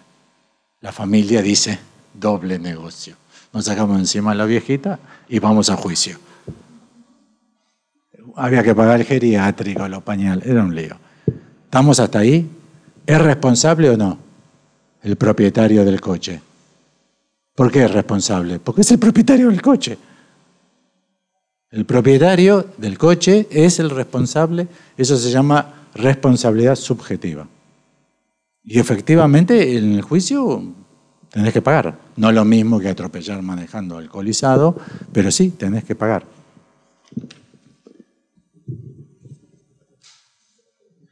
Entonces, Modernidad, postura de Lacan y termino. Estamos perfectos. Un hombre es humano solamente como único propietario de sí mismo. Esa es la ley tácita que MacPherson propone para el individualismo moderno, porque no hay solamente individualismo moderno. Sócrates es aquel que dice, en los diálogos platónicos, pero dice Sócrates, bueno, ese es el mito que sostiene todo el mundo, pero ¿tú crees en ese mito? Es una nota individualista en Sócrates. Y Jesús, como judío, también introduce en su nueva concepción de la religión una nota individualista. Porque hasta Jesús, el Cristo, hasta Él, el pueblo, lean los profetas, el pueblo judío se salvaba o no se salvaba todos juntos si se portaban bien. Si se portaban bien, se salvaba el pueblo judío. Y si se portaban mal, no se salvaba todo el pueblo judío. Los profetas le hablan al pueblo judío para salvémonos, debemos portarnos bien. No era un santo el profeta, ¿entienden? Que él se portaba bien y entonces, pero desde Cristo los que quedan en Cristo se salvan. No importa lo que hace el resto de tu familia. Si tu familia sigue siendo judía y no cree en el Cristo, que es el Mesías encarnado, que es Dios, bueno, esa parte nunca la entendí muy bien, te salvas igual, porque vos crees. Esa también es una nota individualista. Cogito ergo sum, yo pienso, siento, conciencia, ese pienso es un lío total, pero sí, existe, y a partir de ahí existen las cosas, existe el mundo, existe la ciencia. También es una nota individualista, pero la que preponderó y hace la base de lo que concebimos como individualismo moderno, que arranca seguramente al menos en Hobbes. ¿Se acuerdan en la diapo de ayer? Donde estaba Hobbes, pero estaba Bacon, estaba Descartes, estaba Arsène. O sea, era la selección campeona de esa época. O sea, no había nada más. Y ahí estaba el error de Descartes. Mientras que Lacan es el autor que propone justo todo lo contrario. El psicoanálisis es aquella disciplina que viene a operar sobre demandas, que puede ser por sufrimiento u otras, sobre la base de suponer que si hay una característica propia e ineludible de nuestra concepción de sujeto, es que no es dueño de sí. No es dueño de sí. El estadio del espejo como teoría del dominio. Saben que en Lacan es la teoría del dominio. El estadio del espejo se hacía a los 6 meses. Volk, B larga O L K, es el biólogo que toma Lacan para... es genial el artículo de Volk porque demuestra claramente que la raza negra es superior a la blanca. No le debe haber ido muy bien entre los amigos. Era blanco. Es la teoría del dominio. O sea, el niño a los 6 meses, dice Lacan, Volk, no es capaz de dominar su propio cuerpo. Por ejemplo, tiene el chupete que le encanta chupetear en la boca y no puede evitar que su mano pase por ahí y se lo saque. No sé si tuviera un niño con mucho llanto y que le quiere meter el chupete, que hacen así con la cabeza en la cunita y ¡pum!, se le salió el chupete. No puede evitar. Y le gusta chupar el chupete. Y Lacan dice, como el par nervioso visual craneano se desarrolla previamente que la capacidad de dominio de las extremidades, el niño es capaz de ver. ¿Y qué es capaz de ver? Que otro niño de 6 meses tiene una imagen completa, que el niño supone que la domina, con lo cual la identificación de la imagen del otro es por un problema de dominio. No sé si les explicaron esto. El estadio del espejo, todo es una teoría del dominio. O sea que yo no soy dueño de mi cuerpo. Por eso me identifico a la imagen del otro, que aunque sea tan impotente como yo en el dominio de su cuerpo, yo no lo veo. Yo le veo a Fede con la mano apoyada ahí, yo creo que él decidió... ¿Entienden? Yo veo al otro nene así, y por la imagen me hago la idea, todo esto es Volk, de que domina su cuerpo, con lo cual el estadio del espejo como formador del yo es una teoría de falta de dominio. El yo de Lacan es de absoluta falta de dominio. El inconsciente estructurado como un lenguaje, así como domino el español, soy capaz de dominar y hacerme responsable por... Si está estructurado como un lenguaje, no es mío. ¿No? Sea lo que sea un lenguaje para ustedes, un sistema de representación, un conjunto de palabras, una persona codifica el mensaje, sé yo, pero el lenguaje en sí no es de nadie. También es un problema de los feminismos. Es el problema del lenguaje inclusivo. La discusión de base es, ¿somos capaces de cambiar el lenguaje? Porque si somos capaces de cambiar el lenguaje, lo dominamos, ¿no? El inconsciente estructura como un lenguaje. Uno recibe su propio mensaje del otro en forma invertida. Con lo cual, según Lacan, ni siquiera uno es capaz de emitir su propio mensaje. Lacan dice que otro emite tu propio mensaje. Ahí la clave es propio. Si ustedes ponen ese propio y lo subrayan, ¿de qué propio se lo emite el otro? Es un ataque radical al sujeto dueño de sí. En este caso, no solamente el inconsciente, sino el mensaje.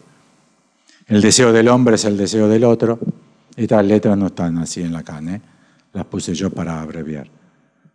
El deseo del hombre es el deseo del otro, no soy dueño de mi propio deseo, con lo cual decir propio deseo es ridículo. Es una falsedad argumentativa. Ni siquiera puedo decir yo deseo. No sé cómo se diría. Hay un deseo. Un caso, alcoholismo. Alcoholismo mal. Ganaba todas las competencias de quien más tomaba. Las ganaba, así que alcoholismo mal. Un día en una sesión dice, pero a mí no me gusta. ¿Qué? Beber. ¿Cómo no te gusta beber? Yo pensé que iba a referirse a no me gustan los resultados de beber así. Aparecía tirado, le robaban toda la ropa, no sabía dónde estaba, no tenían la llave, los zapatos, el celular, la agenda, le robaban todo porque terminé 40 botellas de cerveza, 45 botellas de la... Jugaban a llenar. En México se usa mucho también eso, a llenar la mesa. O sea, se le pide al mozo, a la moza que no retire las botellas. Y se juega a llenar la mesa, pero tomárselo. Yo a llenar la mesa me animo comprando, pero... Este ganaba. Y un día dijo, pero a mí no me gusta. ¿Qué? Beber. Ni siquiera me gusta. Y ahí ya está la clave de todo, ¿no? ¿Y a quién le gusta? Y ahí ya está. El partido está... Ahora que estamos futboleros, el partido estaba resuelto, ya está. ¿Entienden? Que no era dueño de su propio gusto, que es lo que era...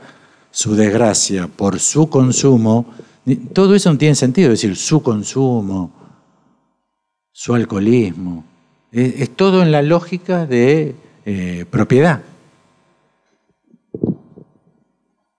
Alcohólicos Anónimos trabaja en esto en la perspectiva esencialista, como Miller, trabaja igual que Miller.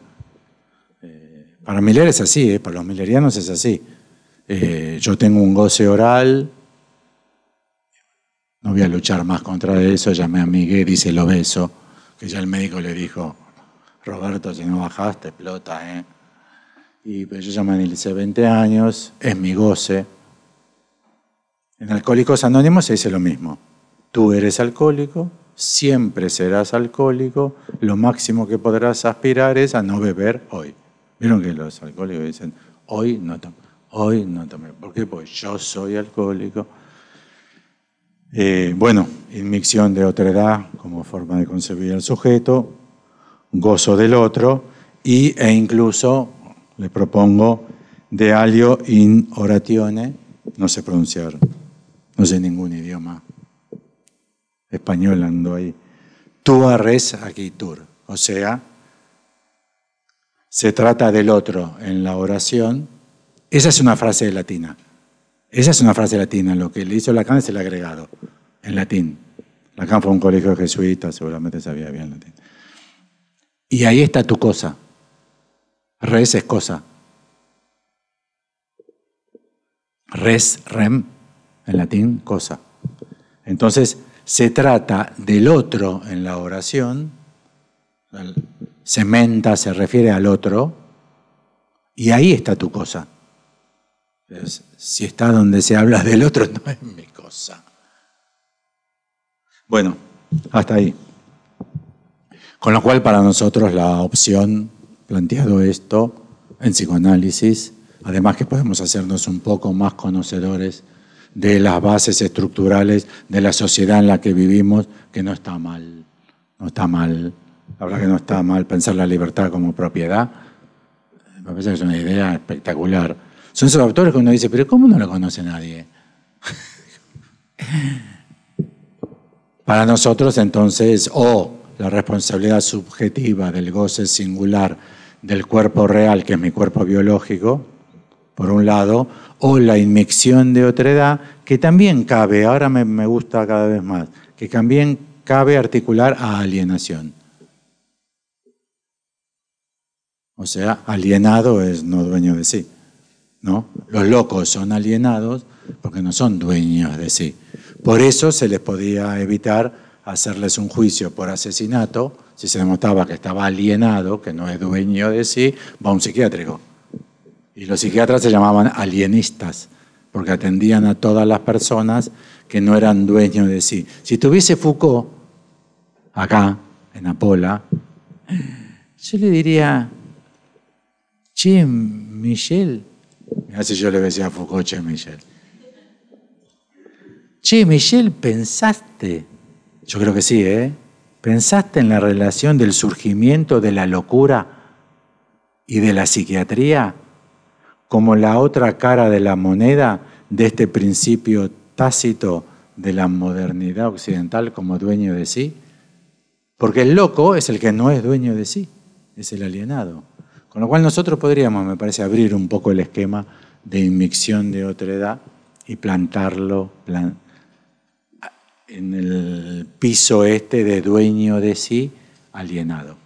Bueno, bárbaro, espectacular. 8:15, tenemos 15, 20.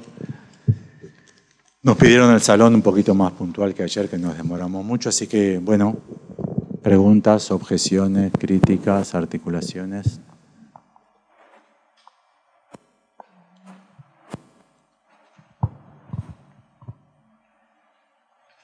¿Alguno de ustedes, antes de mi referencia, conocía a McPherson?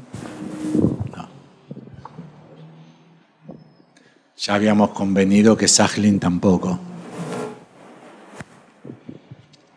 Estamos muy restringidos en las lecturas. Muy restringidos. Bueno, en esta jornada se explotó la cantidad de referencias. Yo me compré 3 libros por Mercado Libre estando presente acá en las jornadas, entre ayer y hoy. Me van a llamar y decir, flaco, la tarjeta no da para tanta cultura, aflojame que no te da el crédito para tanta cultura. Pero de verdad me compré 3 libros. Y tengo 1 o 2 más para verificar. Después Estela Maris me dirá si no los tengo, pero no. Marcelo, espera. Micrófono. Primero hay una allá. No, sí, después... yo, Alfredo, Dale, en relación a lo último que dijiste... Espera. Con respecto a cómo Lacan iría en contra del dueño de sí, que creo que en el seminario 20, en la clase del 8 de mayo, está el trabajo con respecto a pienso en usted. El trabajo respecto a... El pienso en usted, antes había trabajado el amo en usted, y dice que el pienso en usted contradice todas las ciencias humanas u objeta todas las ciencias humanas. Bueno, y ahí desarrolla... Es tremendo, yo no lo tendría que haber tomado en cuenta. ¿Entiende lo que quiere decir eso? No que pienso en vos porque te extraño. Mi pensamiento está dentro tuyo y yo pienso en vos. Es tremendo lo que dice Lacan, es tremendo. Pienso en vos. No nos animamos a tanto, ni en Apolo nos animamos a tanto. La verdad, no por nada Lacan quedó desaparecido, pero sí. Yo tenía que haber, en vez de lo de la nota sadiana, tenía que haber tomado esa frase que aparte es clarísima. Si salimos de mi pensamiento que está en mí. Muchos pacientes consultan porque no son dueños de su pensamiento. No tanto porque lo que piensan es una asquerosidad, una estupidez o una bobera, sino porque no lo puedo controlar. Esto me viene y yo no lo domino. Y es desesperante que yo no domine mi propio pensamiento. Eso está basado, hay un síntoma, habrá que ver cómo, cuándo, dónde, etcétera, etcétera, pero está basado en el principio de que yo tengo que ser dueño de mi pensamiento. Y que si yo digo, basta, tiene que ser basta, y que si yo digo, sigamos, tendría que seguir, y no. Pienso en ti, es tremendo. Esa frase no pasa. Yo creo que no pasa porque en nuestro ambiente, porque estamos perdidos. O sea, porque es freudismo. No hay psicoanálisis. Nosotros estamos perdidos, somos el pueblo perdido, el nuevo pueblo perdido. Y ya son más de 30 años, así que no vamos a llegar a la tierra prometida. Pero a su vez tampoco pasa en los comentaristas, en los sociólogos, en los politicólogos, o sea, en los discursos feministas. En los discursos feministas se sigue diciendo que Lacan con el falo y el padre. Y vos decís, pero si es el autor, si ese es el autor. Alfredo, Julián, respecto de los discursos feministas, en este caso sería estudios de género, por ejemplo, Butler, que arranca diciendo que el problema estaría desde nuestra perspectiva en el otro, es decir, en cómo lo social y cultural, digamos, genera patrones heteronormativos por iteración, por repetición. Luego lo que dice es que ahí hay fallas y ahí aparece la posibilidad de la autopercepción. Es decir, son las críticas que recibe. El sujeto sería dueño de sí en relación a la definición de su identidad, de su género, ¿no? Y ahí se mete de vuelta en el problema de la modernidad. Y los discursos de género, políticamente tan potentes en la actualidad, sostienen un dueño de mí a niveles multiplicados de lo que fue antes la discusión respecto a eso hace 100 años. O sea, la bandera es soy dueño, dueña, dueñe, no me sale Pero me parece que tanto el problema identitario como el de la propiedad está llevado. O sea, se fue para el otro lado, se dobló como banda de Möbius, pero terminó en la misma. ¿Entiendes? Se fue para el otro lado, se dobló al revés, pero después volvió. Y volvió porque el dueño de mí es tremendamente potente en los discursos de género.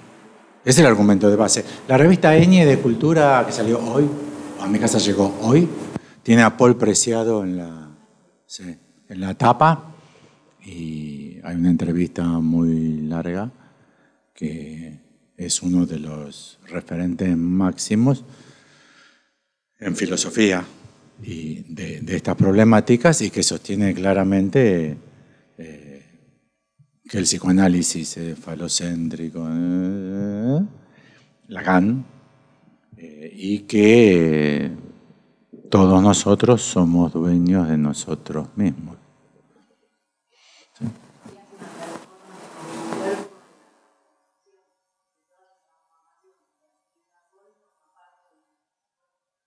Ahora esa performance va a película. En el artículo de la Ñ ya cuenta que sale la película de esa performance.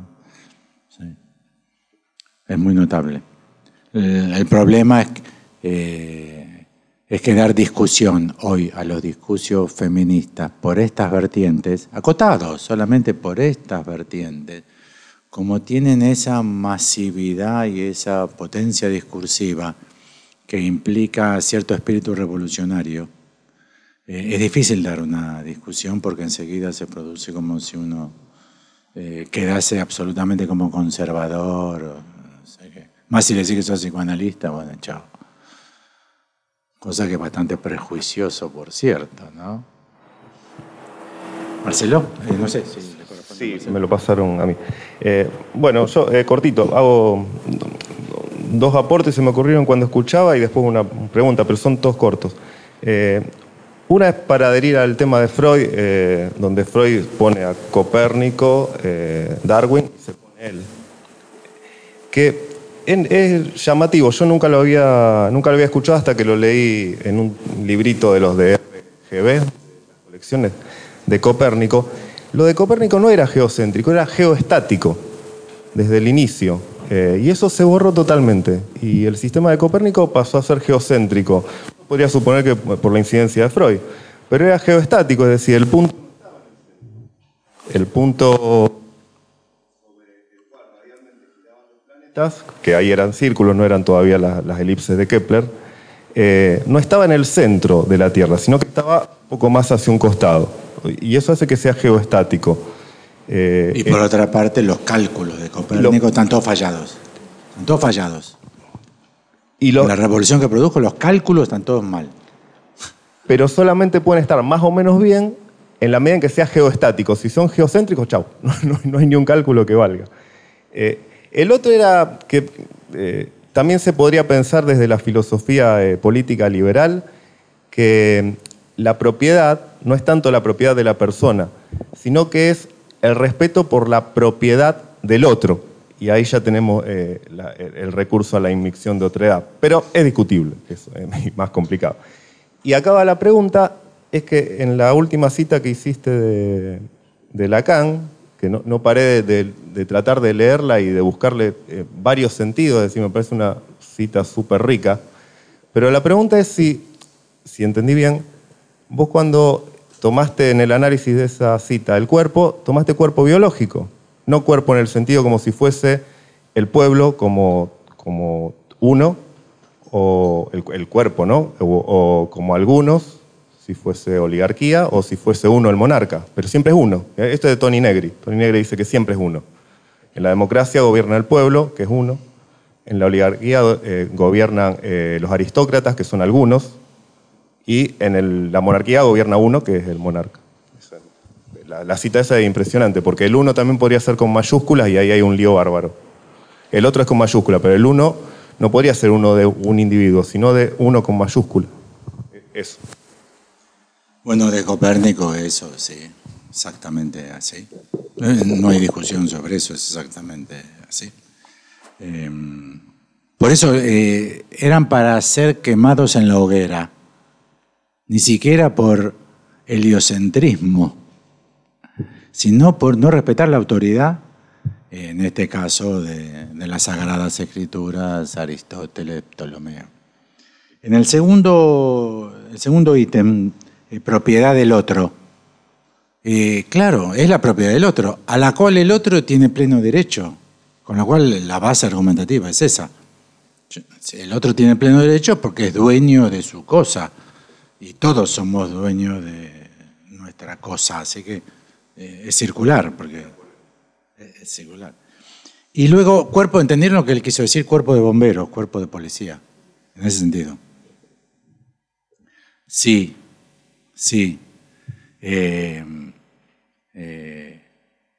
Me parece que en este caso, con la nota extática y la nota sadiana, se refiere Lacan, en este caso, indudablemente, a el lugar donde la noción de gozo tiene cierta aplicabilidad. Y el cuerpo, como el uno, en matemáticas se puede, en aritmética se puede expresar muy bien. ¿Por qué hay? Hoy estoy muy fatigado, pero se presentó, hoy se presentó de pueblos para los cuales no funcionaba el uno.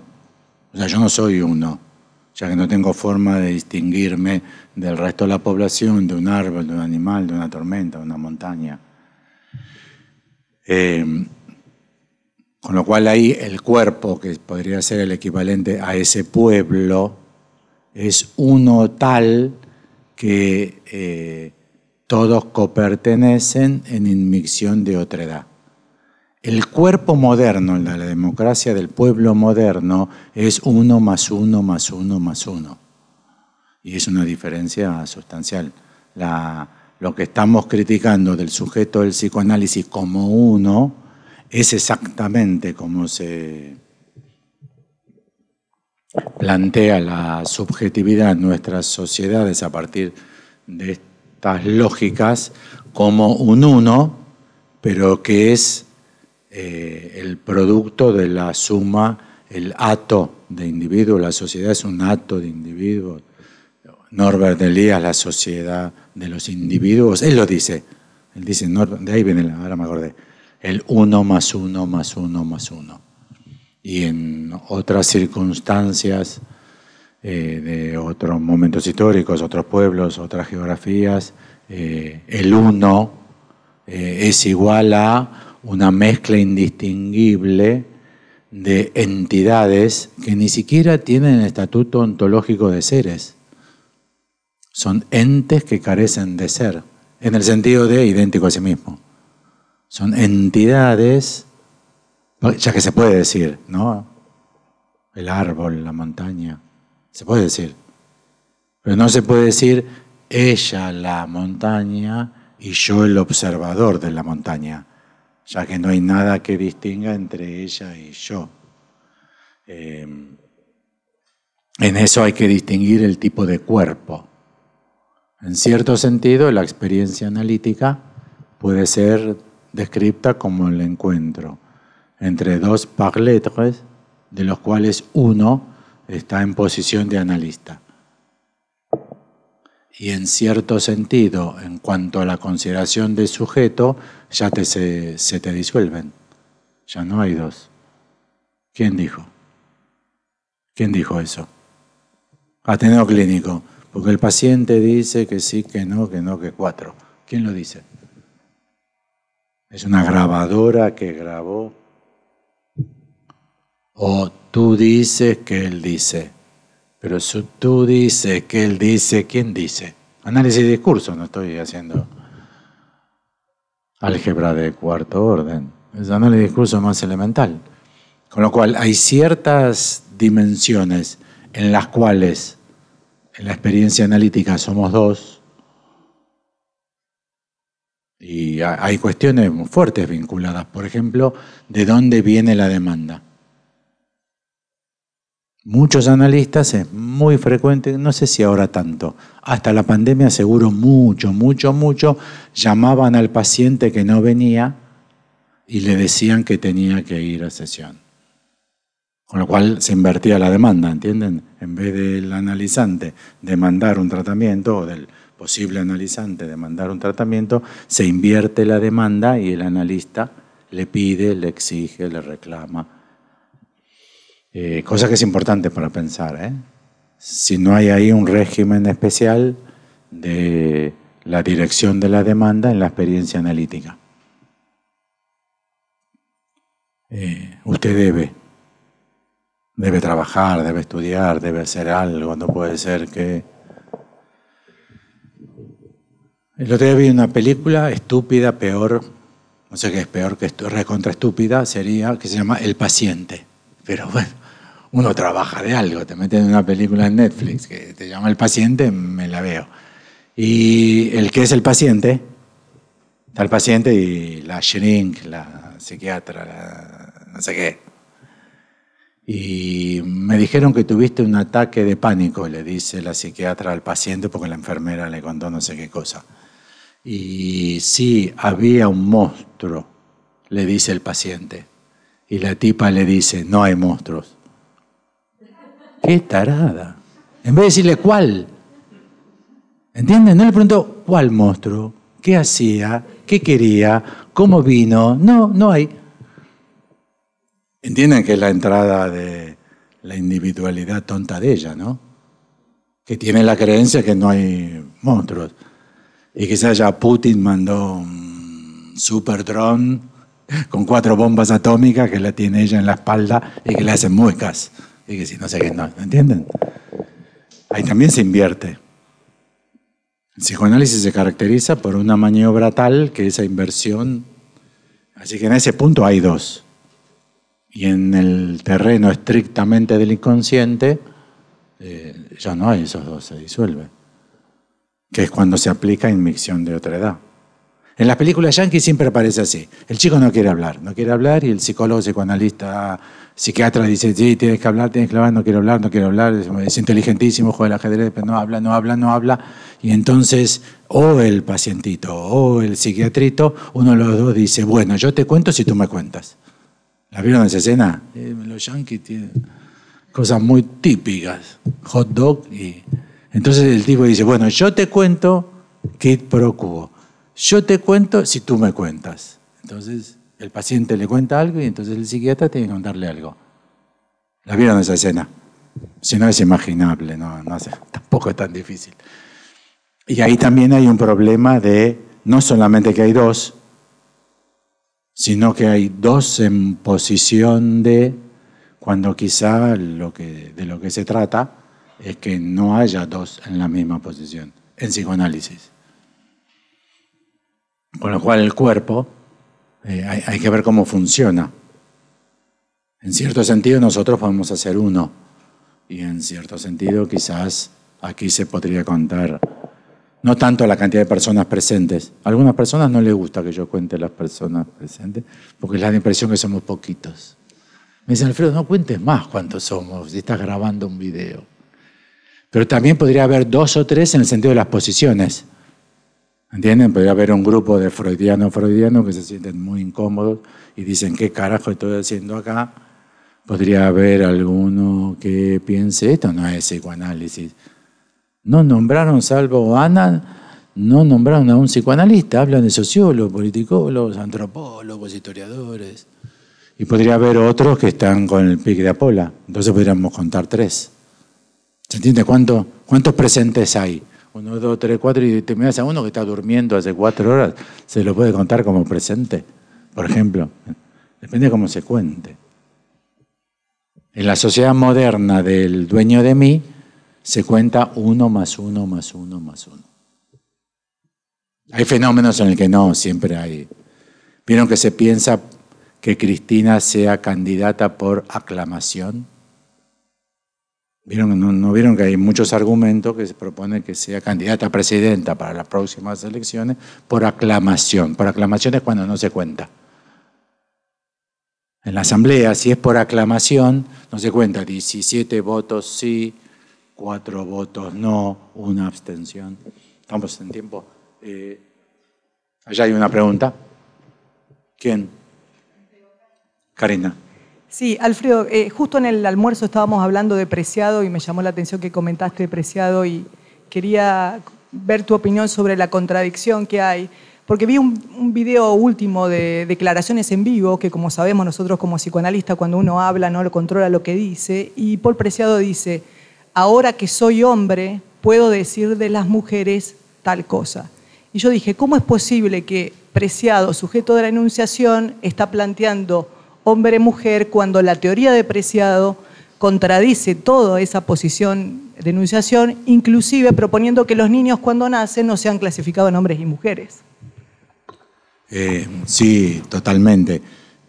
Hoy, a mi humilde entender, por ver las noticias que difunden los medios masivos de información, los enclaves más fuertes de discursos identitarios a niveles de, no necesariamente binarios, puede ser a niveles de 7, 8, que se cuente 12,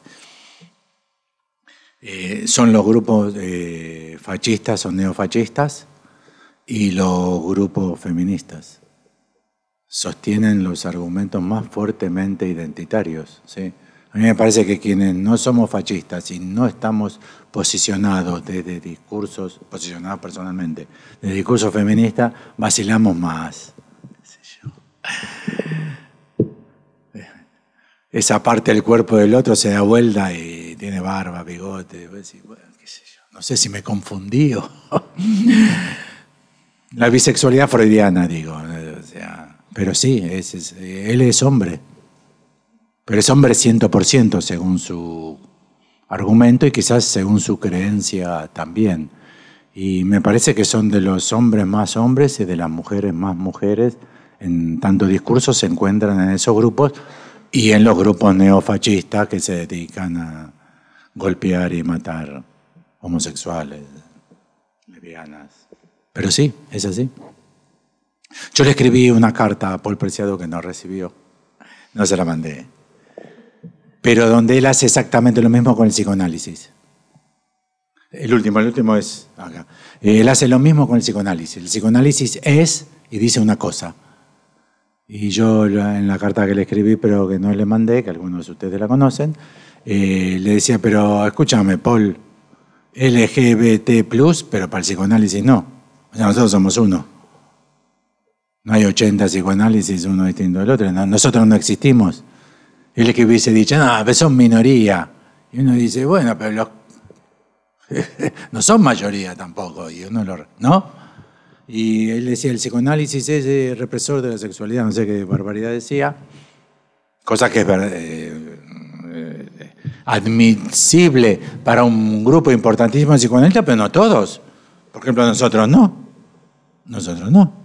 Y él no hace asco a ese tipo de unos, ¿sí? Y es filósofo y está en toda la discusión, con lo cual hay algo muy fuerte de su posición y la de muchos otros en ese caso también, ¿sí? Es así. Tienes razón, ¿sí? Eso se observa y es interesante para pensar. Digo, porque si no es un retorno aparentemente distinto, pero implícitamente lo mismo. Leandro. Hola. Bueno, en relación a esto también, y yo había presentado, me parece que es el mismo problema, el de la posesión, cómo se filtra en un montón de aspectos, sobre todo el de la visión, tiene este problema de ser como una especie de yo poseer la representación de las cosas del exterior. Y cuando la Gestalt, por ejemplo, Arnhem, creo que es el autor y Wittgenstein plantean esto que ver es interpretar, y después dicen, pero ver es interpretar en la medida en que ver es ya una interpretación, porque no es que alguien ve y después interpreta, no, nadie reconoce ese proceso. En el acto de ver ya está incluida la interpretación, y entonces está bueno en eso la pregunta que introduce el psicoanálisis es ¿quién interpreta? O sea, si no es alguien consciente de la interpretación el que hace ese proceso, y ver es interpretar, entonces nadie interpreta, no hay posesión ahí, no soy dueño de mí en todo ese trabajo. Y es la discusión con las neurociencias, porque las neurociencias, en vez de poner el otro ahí, es el que interpreta, ponen es el cerebro. Entonces aparece ahí de vuelta la posesión, pero metida del lado de una cuestión biológica. Cuando por el lado del otro sería, por ejemplo, si uno ve una figura tridimensional y ve ahí una escalera, y otro que no está acostumbrado a ver desde esa cultura figuras tridimensionales en superficies, ¿quién ve?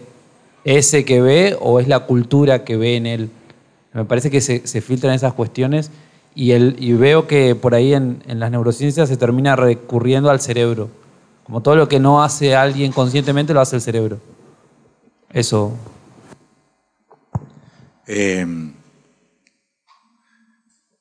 Se puede radicalizar, Leandro, un poco el argumento y ver es interpretar. Incluso se le puede potenciar como diciendo, pero solamente en función de una batería interpretativa se ve, porque quizás ni se ve. No sé si alguna vez tuvieron la oportunidad de ir a un museo con una o un guía que explique el cuadro, o está al lado del grupo de los chinos que tienen el guía. Y el guía, porque uno a mí no me hace falta un guía. Te paras así delante de las meninas y la guía le dice, observen ustedes que estás... Y vos decís, ay, cierto, no lo vi. Es que no es que lo interpretas distinto, es que ver es una condición que admite una batería, ya que se ve o no se ve. Si se reconoce que esto tiene cierta validez lógica, queda caduca toda la experiencia. Toda la lógica de la experiencia caducó, porque has experimentado lo que la batería decía, no solamente que existe, sino que es una experiencia, porque para colmo, tener o hacer una experiencia ya es una cierta valorización de los sentidos, pero los sentidos no son un conector directo automático y verídico con la realidad. Punto y coma. Para Freud, con la idea de representación, sí. La representación, Vorstellung, es un doble interno de la realidad. O sea, si hay un ente que es una lapicera negra y yo tengo una representación de la lapicera negra, tengo un doble de la lapicera adentro mío. Representación es que los sentidos me proveen un contacto directo y verídico 100% con el entorno.